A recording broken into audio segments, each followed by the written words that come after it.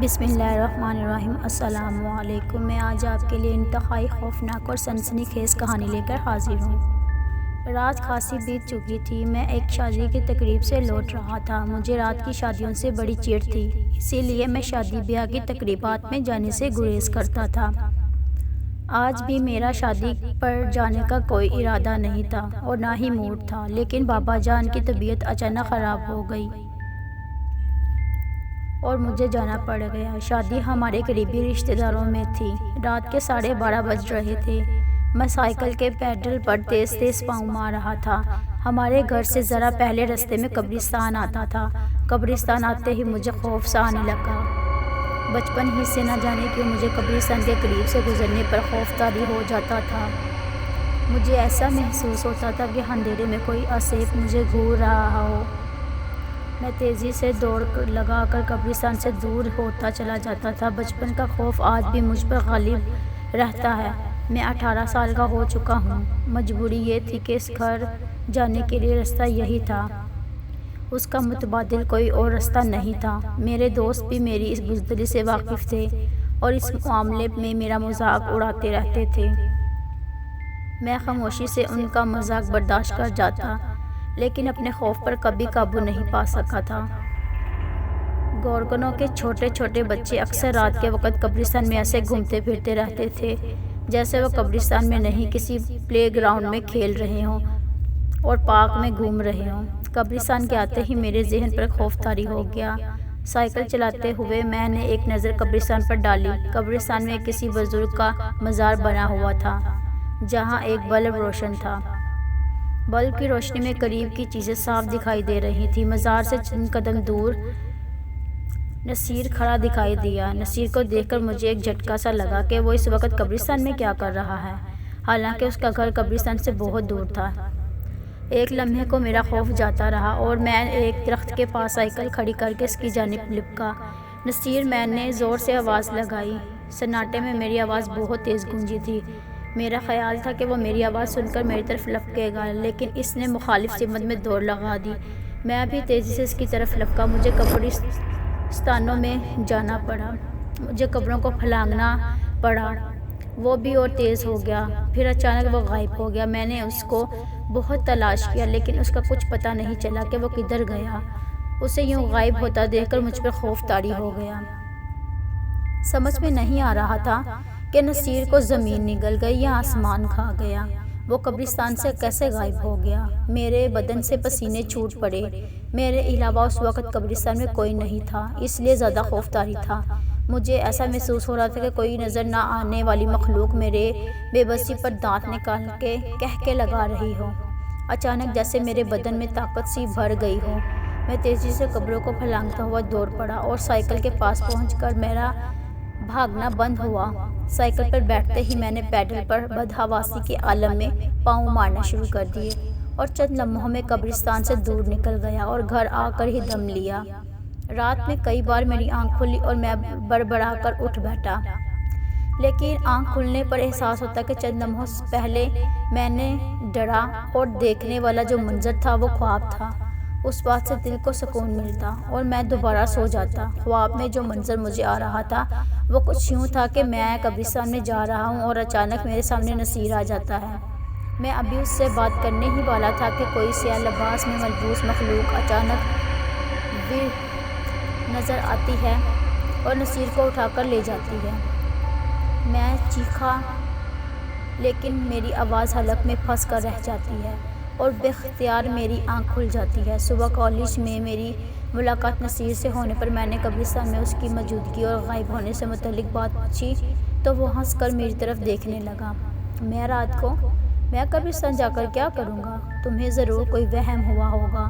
مجھے وہم نہیں ہوا، میں نے اپنی آنکھوں سے تمہیں قبرستان میں دیکھا تھا اور میں جب تمہارے پیچھے بھاگا تو تم غائب ہو گئی۔ میں نے اسے بتایا، میرا تمہیں ایک قیمتی اور مفید مشورہ ہے کہ آئندہ کبھی قبرستان کے اندر اس طرح مت چلے جانا۔ قبرستان میں اسیف ہوتا ہے جو رات میں لوگوں کو تنگ کرتا ہے۔ وہ انسان کے دوستوں اور رشتہ داروں کے روپ میں نظر آتا ہے۔ ان کے پاس جانے والے شخص پر وہ اسیف حملہ کر دیتا ہے یا اس کے جسم میں داخل ہو کر اسے اور اس کے گھر والوں کو پریشانی میں مبتلا کر دیتا ہے۔ نصیر نے کہا۔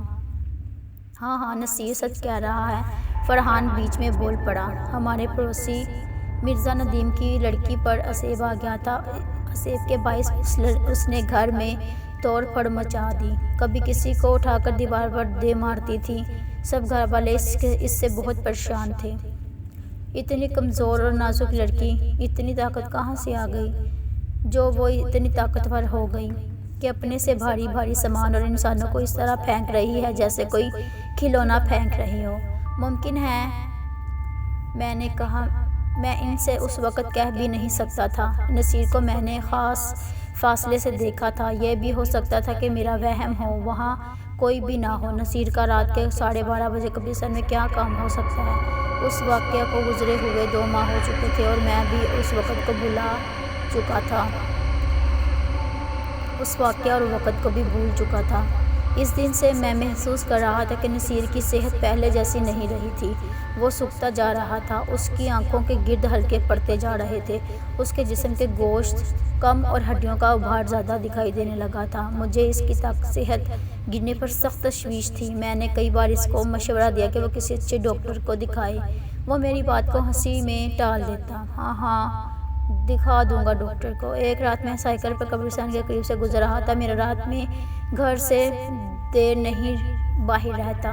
اس دن اتفاق سے اپنے دوست غلام محی الدین کے گھر گیا۔ اس کے گھر والے کسی شادی کی تقریب میں گئے ہوئے تھے۔ غلام محی الدین نے DVD پر میرے پسندیدہ گانے لگا دیے۔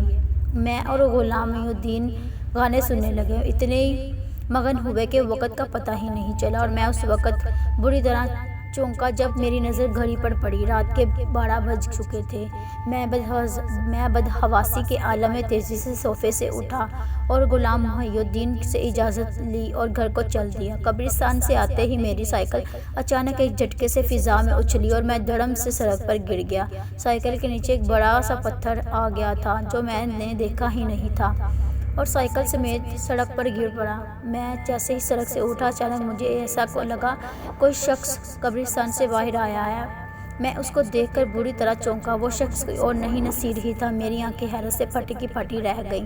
اس کی آنکھیں آگ کا شعلہ لگ رہی تھیں۔ آنکھیں کھلی ہونے کے باوجود وہ ایسے چل رہا تھا کہ جیسے نیند میں چل رہا ہو۔ نصیر، نصیر، ٹھہرو، میری بات سنو۔ میں نے بے ساختہ اسے پکارا، مگر نصیر چلتا ہوا میرے پاس سے گزر کر اسی طرف جانے لگا جیسے اس نے میری آواز سنی ہی نہیں ہو۔ میں نے اس کا کاندھا پکڑا اور اس کو جھٹکا دیا۔ وہ ایسے چونکا جیسے میں نے اسے نیند سے بیدار کر دیا۔ وہ غصے سے گھور کر مجھے دیکھنے لگا۔ نصیر، ایسا کیا دیکھ رہے ہو؟ میں تمہارا دوست ہوں، میں نے اسے حیرت سے دیکھتے ہوئے کہا۔ زندگی چاہتا ہے تو فوراً میری نظروں سے دور ہو جاؤ، ورنہ ابھی اور اسی وقت تجھے ختم کر دوں گا، نصیر نے عجیب نظروں سے اور غصے بھرے لہجے میں کہا۔ اس کی آواز میں مجھے بدلی بدلی سی لگ رہی تھی۔ ایسا محسوس ہو رہا تھا کہ کوئی اور بہت بھاری بھرکم شخص بول رہا ہو۔ اس کی آواز سے بے اختیار مجھ پر کپکپی سی طاری ہو گئی۔ میں نے بے مشکل کانپتے ہوئے ہاتھوں سے سائیکل کو پکڑا اور سوار ہو کر تیزی رفتار سے سائیکل کو بھگاتا ہوا آگے کو بڑھ گیا۔ پھر میں نے پلٹ کر بھی نہیں دیکھا۔ اس وقت میں بہت خوف زدہ ہو گیا تھا اور پسینے سے شرابور ہو گیا۔ وہ پریشانی کے عالم میں جلدی سے سائیکل پر چڑھا اور فوراً اس کو گھر کی طرف روانہ کر دیا۔ وہ رات میری آنکھوں میں کٹی۔ رات بھر میں سکون کی نیند نہ سو سکا۔ بار بار آنکھ کھل جاتی تھی۔ نیند سے بیدار ہونے پر مجھے اپنا جسم گرم گرم لگ رہا تھا اور درد بھی کر رہا تھا۔ تمہیں تو سخت بخار ہے، امی جان نے میرے بستر سے اٹھنے پر میرے ماتھے پر ہاتھ لگایا۔ تم آرام کرو، آج کالج جانے کی کوئی ضرورت نہیں۔ میں مشکل سے بستر سے اٹھا اور ہاتھ منہ دھو کر چائے پی اور ناشتہ کیا۔ بخار کی گولی گھر میں موجود تھی۔ کھانے سے دوپہر تک بخار کا زور ٹوٹ گیا اور میں خود کو ہلکا پھلکا محسوس کرنے لگا، البتہ بخار سے منہ کا ذائقہ کڑوا ہو گیا تھا۔ میں 2 دن تک کالج نہیں جا سکا۔ تیسرے دن کالج جانے پر پتہ چلا کہ نصیر ابھی 2 دن سے نہیں آ رہا۔ میں رات کے واقعے سے ویسے بھی خوف زدہ تھا، اسی لیے میں نے نصیر کے بارے میں کسی سے بھی ذکر نہیں کیا۔ میں نے نصیر کو کسی حالت میں قبرستان سے نکلتے دیکھا تھا۔ اس واقعہ کو 2 ماہ گزر گئے تھے، لیکن نصیر کالج نہیں آیا اور نہ ہی میری ہمت ہوئی کہ اس سے ملاقات کرنے اس کے گھر جاؤں اور پوچھوں کہ وہ کالج کیوں نہیں آ رہا، کیا مسئلہ ہے اس کے ساتھ۔ ایک دن اس رات نصیر کے چھوٹے بھائی نثار سے ملاقات ہو گئی۔ میں نے ہمت کر کے پوچھا کیوں بھائی نثار، تمہارا بھائی کالج نہیں آ رہا؟ خیریت تو ہے؟ نصیر بھائی کی 2 ماہ سے طبیعت خراب ہے، وہ سوکھ کر ہڈیوں کا ڈھانچہ بن کر رہ گئے ہیں، تو کوئی فائدہ نہیں ہو رہا تھا۔ مولوی نظام نے روحانی علاج بھی کرا دیا لیکن طبیعت سنبھلنے سے نہیں ہو رہی تھی۔ لیکن مجھے اور کسی دوست کو بھی اس کی بیماری کا کچھ نہیں پتا تھا۔ میں نے حیرت سے کہا، پھر میں ڈرتے ڈرتے نثار کے ساتھ اس کے گھر چلا گیا نصیر کو دیکھنے کے لیے۔ میں نے جب نصیر کو دیکھا تو میں حیرت سے اور خوفزدہ رہ گیا، وہ واقعی ہڈیوں کا پنجر بن چکا تھا۔ نصیر، تم نے اپنی کیا حالت بنا لی ہے؟ میں نے نثار کے کمرے کے جانے سے اس کے بعد پوچھا۔ یہ سب میرے اعمال کی سزا ہے، میں بہت برا ہوں، میرا انجام یہی ہونا چاہیے۔ نصیر پھٹ پھٹ کر رونا شروع کر دیا۔ نصیر، صبر کرو، اللہ تعالیٰ سب بہتر کرے گا، تم ضرور صحت یاب ہو جاؤ گے۔ میں نے اس کو تسلی دی، نہیں میں ٹھیک نہیں ہو سکتا، تم مجھے جھوٹی تسلی مت دو۔ جس نے مجھے اس حال پر پہنچایا ہے اس نے مجھ سے صاف کہہ دیا ہے کہ میں چند روز زیادہ زندہ نہیں رہ سکتا۔ نصیر، تم کس طرح کی باتیں کر رہے ہو؟ میں کچھ سمجھا نہیں اور نہ ہی سمجھ پا رہا ہوں۔ میں نے کہا، تم سننا چاہتے ہو تو سنو، شاید تمہیں یہ سب سنا کر میرے دل کا بوجھ ہی ہلکا ہو جائے۔ نصیر نے میری طرف غور سے دیکھتے ہوئے کہا، تم مجھے سے کہتے تھے نا شریف اچھا لڑکا نہیں ہے، تمہارے منع کرنے کے باوجود میں اس سے ملاقات کرنے جاتا تھا۔ ایک رات وہ مجھے قبرستان لے گیا، میری سمجھ میں نہیں آیا کہ وہ مجھے کیوں قبرستان لایا ہے۔ رات کی تاریکی میں دور تک کوئی انسان نظر نہیں آ رہا تھا۔ ایک تازہ قبر کا حصہ کھود کر وہ اندر چلا گیا۔ اس قبر میں گھسے ابھی چند ہی منٹ گزرے تھے کہ مجھے تشویش ہوئی کہ وہ دیکھوں کیا کر رہا ہے۔ قبر کے اندر اس نے چھوٹی سی ٹارچ جلا رکھی تھی، ہلکی روشنی سے قبر کے اندر کا منظر دکھائی دے رہا تھا۔ قبر میں ایک نوجوان لڑکی وارانہ لاش پڑی تھی۔ لڑکی کے کفن کو شریف نے پوٹلی بنا کر ایک طرف رکھ دیا تھا اور اب وہ لڑکی کی لاش کے اوپر جھکا ہوا تھا۔ اسے اس حالت میں دیکھ کر میں پریشان ہو گیا اور مجھ پر جھرجھری سی طاری ہو گئی۔ شریف اتنی بڑی اور گری ہوئی حرکت کر سکتا ہے؟ میں وہاں سے بھاگنا چاہتا تھا لیکن میرے پاؤں جیسے من بن بھر کے ہو گئے ہوں۔ میرے لیے ایک قدم بھی اٹھانا بہت مشکل تھا۔ کچھ دیر بعد وہ قبر سے باہر نکلا اور مجھے مجبور کرنے لگا کہ میں بھی وہی شرمناک حرکت کروں جو وہ قبر کے اندر لاش کے ساتھ کر رہا تھا۔ میرے انکار پر اس نے جیب سے پسٹل نکال لی اور دھمکی دی کہ میں نے اس کا حکم ماننے سے انکار کیا تو وہ مجھے ابھی مار دے گا۔ زندگی کسی کو پیاری نہیں ہوتی۔ میں اپنی زندگی کو بچانے کی خاطر قبر کے اندر اتر گیا اور قبر میں وہی حرکت کر بیٹھا جس میں میں اسے چند لمحے پہلے برا کوس رہا تھا۔ شریف نے قبر سے کفن نکال کر دوبارہ سے پہلے جیسی حرکت کی۔ اس کام سے فارغ ہو کر شریف مجھے قبرستان سے باہر لے آیا اور دھمکی دی کہ یہ بات میں کسی کو نہیں بتاؤں ورنہ سنگین نتائج بھگتنا پڑیں گے۔ میں نے اسے یقین دلایا کہ میں کسی کو یہ نہیں بتاؤں گا۔ میں کئی دن تک شریف سے نہیں ملا، مجھے شریف پر شدید غصہ تھا۔ اس رات اس نے کوئی اچھی حرکت نہیں کی تھی۔ پھر ایک دن خود بخود میرے پاؤں شریف کے گھر کی طرف اٹھ گئے۔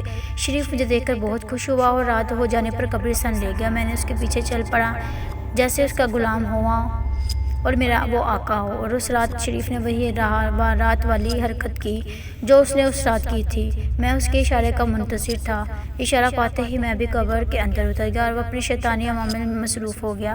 اب ہم دونوں کی دوستی اور مضبوط ہو چکی تھی، ہم ایک دوسرے کے رازدار بن چکے تھے۔ میرا حوصلہ بڑھ گیا تھا۔ جس رات شریف قبرستان نہیں جاتا میں اکیلا ہی چلا جاتا۔ قبرستان سے جو کفن لاتا وہ کفن بیچنے والا کو سستا داموں میں بیچ دیتا تھا۔ ایک رات شریف کو دوسرے شہر جانا پڑ گیا، میں اکیلا ہی قبرستان چلا گیا اور ایک رات تازہ قبر کھود کر اندر اتر گیا۔ عورت کا کفن اترا کر میں نے جیسے ہی اس کی جانب بڑھا، اچانک اس کی آنکھ کھل گئی اور اس کی منہ سے لمبے لمبے دانت باہر نکل آئے۔ میں گھبرا کر باہر نکلنے ہی لگا تھا کہ اس عورت نے میرے پاؤں اندر کی طرف کھینچ لیے۔ میں بہت ڈر گیا۔ میں نے بہت کوشش کی قبر سے باہر نکل جاؤں لیکن اس عورت نے مجھے اتنی سختی سے پکڑا کہ میں خود کو چھڑا نہ سکا اور بے بس ہو کر رہ گیا۔ جاتا کہاں ہے شیطان؟ وہ عورت کہکا لگا کر بولی، میں تجھے نہیں چھوڑوں گی، میں تجھے معاف نہیں کروں گی، مجھے معاف کر دو۔ میں التجا کی، میں تجھے نہیں چھوڑ سکتی، تو میری حد میں آ گیا ہے، تیری جان تو اب میں لے کر ہی رہوں گی۔ وہ بولی، خدا کے لیے مجھے جانے دو، میں پھر کبھی ادھر کا رخ نہیں کروں گا، یہ کسی صورت ممکن نہیں ہے۔ تیرے دادا کا نام وکیل احمد ہی ہے نا؟ ہاں، لیکن انہیں کیسے جانتی ہو؟ میں نے چونک کر کہا۔ اور پوچھا بہت پرانا قصہ ہے، میں تیرے دادا کے گھر نوکرانی تھی۔ ایک دن گھر والے کہیں گئے ہوئے تھے، تیرے دادا اور ان کے چند دوست گھر میں شراب میں دھت بیٹھے تھے۔ مجھے گھر میں داخل ہوتا دیکھ کر تیرا دادا مجھ پر بھیڑیوں کی طرح ٹوٹ پڑا۔ وہ مجھے نوچتا رہا، میری سانسیں اکھڑنے لگی تو اس سے ہوش آیا، لیکن اس وقت تک دیر ہو چکی تھی۔ مرتے مرتے میں نے دل میں عہد کیا تھا کہ جب تک وکیل احمد اور اس کے گھر کے فرات سے انتقام نہ لے لوں تو میں اس وقت تک میری روح کو چین نہیں آئے گا اور نہ ہی قرار۔ تو جب قبر میں اترا تھا میری روح خوش ہو گئی کہ میری مراد پوری ہو گئی۔ وہ عورت بولی، لیکن یہ قبر تازہ ہے، پھر تم اس میں کیسے آ گئی؟ میں نے ڈرتے ڈرتے پوچھا۔ روحوں کے لیے کوئی یہ کام مشکل نہیں ہوتا، وہ قبر بہت پرانی ہے، صرف تیری نظر کا دھوکہ تھا۔ میرے جسم پر جو کفن تھا وہ بس تیری نظر کا دھوکہ تھا۔ کہتے ہوئے اس نے مجھے اپنی باہوں میں دبوچ لیا۔ میں بس پرندے کی طرح پھڑپھڑا رہا تھا، پھر مجھے کچھ ہوش نہیں رہا۔ ہوش آنے میں قبر سے باہر نکلا اور غائب تھی۔ میں قبر سے باہر نکلا اور تیزی سے گھر کی طرف بھاگا۔ دوسری رات نہ چاہتے ہوئے بھی میرے قدم اس کی طرف خود بخود قبرستان کی طرف اٹھنے لگے اور میں قبرستان پہنچ گیا، قبر کے اندر اتر گیا۔ قبر میں وہ عورت موجود تھی، اس نے مجھے اپنی باہوں میں سمیٹ لیا اور میں بے ہوش ہو گیا۔ ہوش آنے پر دوبارہ گھر آ گیا۔ یہ سلسلہ روز ہونے لگا۔ میں اب جسمانی طور پر کمزوری محسوس کرنے لگا تھا، آہستہ آہستہ میں ہڈیوں کا پنجر بن گیا۔ تم یہ بات اپنے والدین کو ہی بتا دیتے یا دوست کو، تاکہ اس کا بروقت علاج ہوتا۔ یار، اگر میں جب بھی اپنا جرم اور اپنی بات بتانا چاہتا تھا، لیکن جب بھی میں بتاتا تو کوئی چیز میرا ہاتھ اور میرا گلا دونوں دبا لیتی۔ میری سانسیں رکنا شروع ہو جاتی تھی۔ میں خاموش ہوتا تو میرے گلے سے ہاتھ بھی ہٹ جاتے اور دباؤ بھی کم ہو جاتا۔ حالات کے دھارے پر چھوڑ دو، نصیر نے بتایا۔ کیا وہ عورت درست کہہ رہی تھی کہ تمہارے دادا جان نے ایسی کوئی حرکت کی تھی؟ میں نے پوچھا۔ ہاں، میرے دادا جان کے بارے میں مشہور ہے کہ وہ بہت عیاش تھے۔ نہ جانے کتنی عورتیں ان کی ہوس کا شکار ہو کر قبرستان کی زینت بن چکی تھیں۔ پیسے ان کے پاس ہوتے تھے، پولیس کو رشوت دے کر وہ کیس کو رفع دفع کروا دیتے تھے۔ میں نے تمہاری پوری تفصیل بتا دی اور میرے گلے کو وہ ہاتھ نہیں دبا رہا تھا۔ بس یہی بات ہے، میں اس قدر کمزور ہو چکا ہوں کہ خود سے چل بھی نہیں سکتا۔ اچھا یار، یہ بتاؤ، اگر تمہارے گلے پہ کوئی ہاتھ رکھتا ہے تو تم مجھے کیسے بتا رہے ہو؟ اس قدر کمزور ہو چکا ہوں کہ خود سے چل بھی نہیں سکتا۔ مجھے کوئی پکڑ کر اٹھاتا ہے تو اٹھ پاتا ہوں۔ وہ قبر والی عورت خود یہاں آتی رہتی ہے، لیکن کسی کو نظر نہیں آتی۔ 2 دن پہلے اسی عورت نے مجھے بتایا کہ تیرا دوست عمیر تیرے پاس آئے گا تو اسے اپنا راز بتا دینا کہ دنیا والوں کو پتہ چل جائے کہ بشیرہ نے اپنا انتقام لے لیا۔ نصیر نے ہانپتے ہوئے کہا۔ ایسا محسوس ہو رہا تھا کہ جیسے نصیر بہت طویل سفر کر کے آیا ہو اور تھکن سے ہانپ رہا ہو۔ نصیر، تم ہمت نہ ہارو، انشاءاللہ تم ضرور صحت یاب ہو جاؤ گے۔ میں نے اسے دلاسا دیا۔ عمیر، تو مجھے جھوٹے دلاسے مت دو۔ جو مولوی صاحب مجھ پر دم کرنے آتے ہیں وہ کہہ رہے تھے کہ میرے گھر والوں نے روحانی علاج کرانے میں بہت دیر کر دی ہے۔ وہ کوشش کر رہے ہیں لیکن طبیعت بہتر ہونے کی امید نہیں نظر آ رہی۔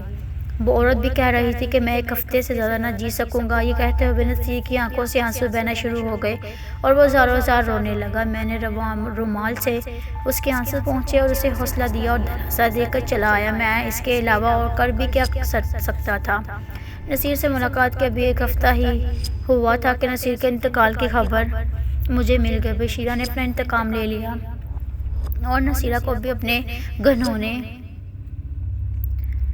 انجام پر پورا اتر چکی تھی اور نصیر کو بھی اپنے گھنونے فعل کی سزا مل چکی تھی۔ بقول بشیرہ کے ایسے انتقام لینے پر اس کی روح کو سکون آ جائے گا۔ ممکن ہے ایسا ہو جائے۔ ایسا ہونے پر نصیر کے خاندان کے لوگ اب محفوظ ہو جائیں گے۔ اگر بشیرہ کی روح کو چین نہ آیا تو پھر اس کے خاندان کے مزید لوگ بشیرہ کے انتقام کی بھینٹ چڑھ سکتے ہیں۔